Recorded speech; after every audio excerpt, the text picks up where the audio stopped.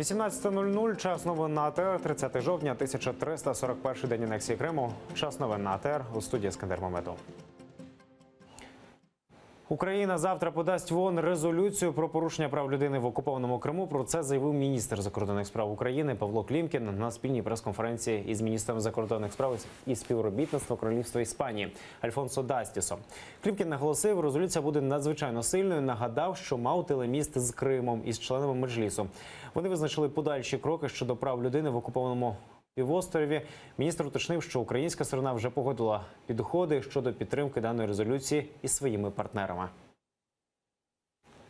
Ця резолюція має засудити дії Росії щодо недопуску міжнародних організацій і гуманітарних організацій до окупованого Криму. Вона має однозначно закликати Росію виконувати рішення Міжнародного суду ООН в Гаазі. Росія намагається маніпулювати цим питанням, тому ми бачимо необхідність в дуже простих, але чітких формулюваннях резолюції, без будь-якої дипломатії. Міністр закордонних справ Іспанії заявив, Мадрид підтримує проект резолюції України щодо порушення прав людини в окупованому Криму. Альфонсо Дастіс підкреслив, що Іспанія виступає за відновлення територіальної цілісності України і відновлення української влади у Криму. Доки Крим знаходиться під агресором, Крим є окупованим, ми будемо підтримувати Україну на Нью-Йоркському майданчику або на Женевському майданчику в цій резолюції по підтримці прав людей у Криму. Ситуацію з правами людини в окупованому Криму обговорив виконавчий комітет Всесвітнього конгресу кримських татар. Засідання пройшло у Києві. Уперше за 3 роки в ньому взяли участь звільнені бранці Кремля Ахтем Чийгоз та Ільмі Умеров. Детальніше у сюжеті.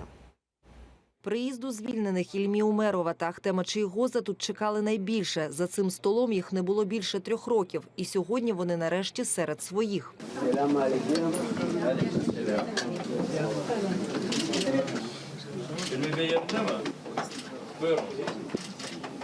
Усміхнений, а головне вільний. Ахтем Чийгоз впевнений, його боротьба тільки починається. Обіцяє, повернеться до рідного Криму попри все. Всі знають, що якщо я сказав, я все одно поїду. Поэтому для меня там сегодня или завтра это не принципиально. Сейчас нужно активным быть. Еще более активным, чем в обычное время. И еще более мужественным, чем в обычное время. В окупованому Криму Діляра Ханум не пропустила жодного судового засідання у справах Чийгоза та Умерова. Переконана, що їхнє звільнення дає надію всьому кримсько-татарському народові. Это вселяет надежду в людей. Надежду в то, что на самом деле наш народ не одинок, и что у нас есть сила, которая за нами стоит, что они нас защитят и не бросят. На засідання виконкому Конгресу лідер кримських татар Мустафа Джемілєв приїхав одразу після зустрічі із спецпредставником Держдепу США по Україні Куртом Волкером. Каже, американський представник порадив Ільмі Умерову та Ахтему Чийгозу відвідувати якомога більше країн і розповідати про нелюдські умови в окупованому Росією Криму. Запрошення в США колишні бранці Кремля вже отримали. Волкер сам дуже рекомендував и Ильме Умерову, и Ахтему Чийгозу совершать больше путешествий, визитов. В первую очередь он пригласил, чтобы они посетили Соединенные Штаты. Вторым, он считает, что они должны посетить Германию. Ну, Германию, наверное, мы Ильме Умерову пошлем в первую очередь для лечения. Одна з головних тем нинішнього засідання – це автономія кримських татар. Президент Конгресу, голова Меджлісу Рефат Чубаров запевняє, робота щодо змін в Конституцію на фінішній прямій. А ще зазначає, цьогоріч святкувати 100-ту річницю зібрання Курултаю кримсько-татарського народу будуть на найвищому державному рівні. Законодательное оформление этого статуса необходимо делать до того, как Крым будет деоккупирован. И впервые вообще эти мероприятия будут проводиться на государственном уровне. У нас предполагается и планируется, и уже объявлено, принято решение о проведении торжественного заседания в Верховной Раді України. Лише місце Ірвіна Ібрагімова залишається порожнім. Торік у Криму члена Світового конгресу кримських татар викрали люди у формі російських ДПСників. Досі його доля залишається невідомою. Дарина Іванютенко, Ельдар Ісматов, Асан Емінов, Заман, АТР. У Бахчисараї окупанти знищують ханський палац. Під приводом підготовки до сторіччя музею його закрили на 4 дні, почали реконструкцію, яка насправді руйнує історичну пам'ятку. Про це на своїй сторінці у Фейсбук написав журналіст Осман Пашаєв. За його словами, з Великої ханської мечеті у палаці, однією з найбільших в Криму, зняли усю черепицю. Також автокраном демонтували всі старовинні дубові балки і у процесі пошкодили розпис 18 століття на фасаді. Крім того, інші розписи пошкодили хімією. У палаці окупанти використовують щавлеву кислоту. А всі наслідки так званої реконструкції ліквідують звичайні робочі, а не професійні реставратори. Працівникам музею окупанти не дають втручатися і не дозволяють фотографувати. По всьому музею, як стверджує Осман Пашаєв, чергує охорона. Увесь фасад з вулиці помили керхером. Через це пішли тріщини і прямо біля входу до воріт штукатурка обвалилася до самого каміння. Було видно мощення. Цю діру негайно замазали цементом і весь фасад вкрили сучасною шпаклівкою. Олександрівський фонтан мили керхером. Шматки ввалилися, вони їх замазали і зараз фарбують сучасною фарбою у білий колір.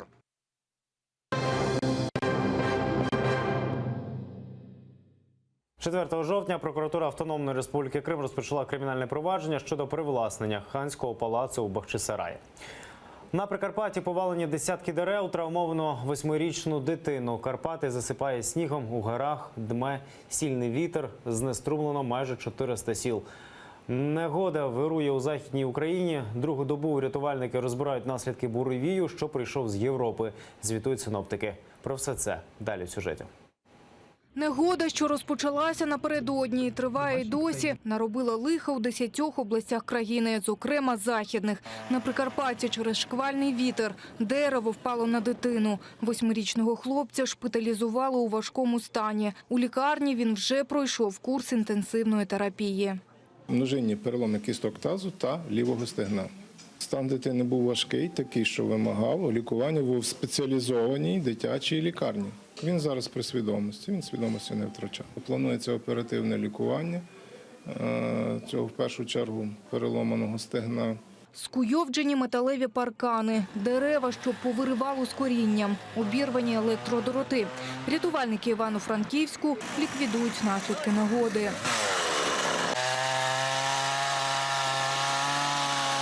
Станом на 9 годину ранку, внаслідок ускладнення погодних умов, спостерігалось відключення населених пунктів. Без електропостачання залишилось 13 населених пунктів повністю, 33 частково.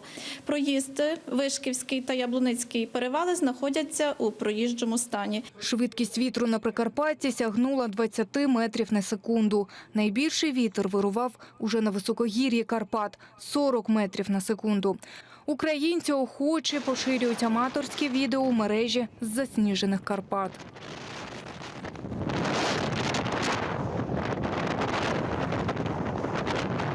Загалом через негоду в Україні знеструмлені майже 390 сіл, повідомляють МНСники. Найбільше зачепило Львівщину. 129 населених пунктів залишилися без світла. Тому закликаємо водіїв бути уважними, оскільки повітряна погода збережеться. І не ставте автомобілі під деревами, під рекламними щитами.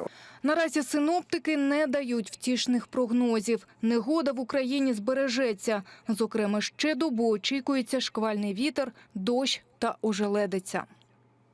Реана Алієва, Заман, АТР.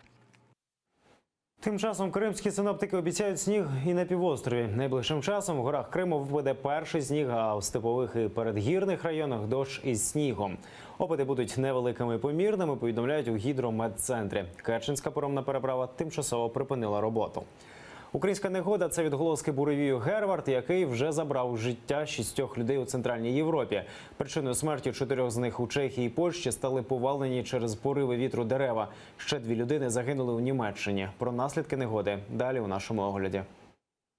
Найменше 2 загинули у Чехії. На людей впали дерева, їх завалив штурмовий вітер. Напередодні швидкість вітру сягала 180 кілометрів на годину. Сотні тисяч жителів залишилися без електрики. На дорогах хаос. Через негоду навіть зачинили популярний празький зоопарк.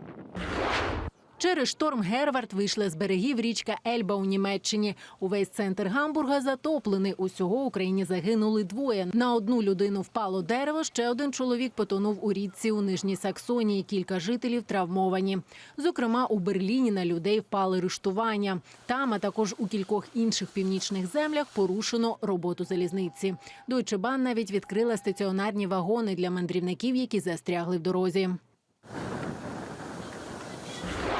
Близько 300 тисяч людей залишилися без електрики у регіоні Нова Англія у США. Там вночі теж панувала негода. По всьому регіону штормовий вітер повалив дерева і порвав електричні лінії. Пориви вітру перевищували 100 кілометрів на годину. Нині шторм просувається з півночі регіону на південь. Це всі новини на цей час. Не пропустіть наступний випуск «Заман» о 20-й годині. Зараз ефір продовжить програма «Акшам». Будьте з нами.